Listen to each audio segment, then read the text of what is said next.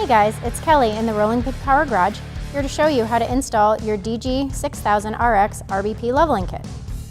This kit will fit any 2006 through 2016 Dodge Ram 1500 four-wheel drive with a 5-lug wheel. Our leveling kits come with everything you will need to do the job right except your tools. Please remember, if you don't feel comfortable with any step of this installation, please have your trusted licensed technician install it for you.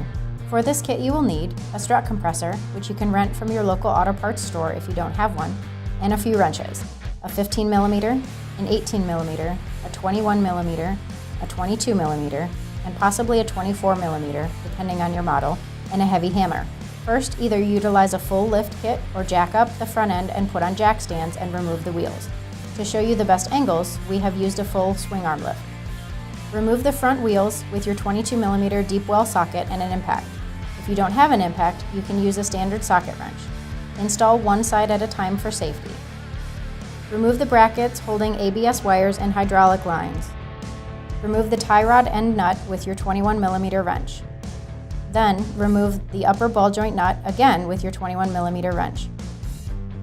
Remove the sway bar link at the lower control arm with your 18mm wrench. Separate the upper ball joint with a slight tap from a heavy hammer. Next, remove the top strut mount nut with your 15mm wrench. Then, remove the lower strut mount bolt with your 21mm wrench. Once the strut is removed from the truck, mark the location of the coil spring. It is important to place back into the same location.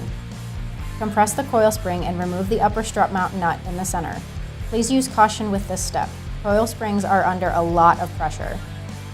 Again, if you feel uncomfortable with this step, have a licensed technician perform the strut disassembly.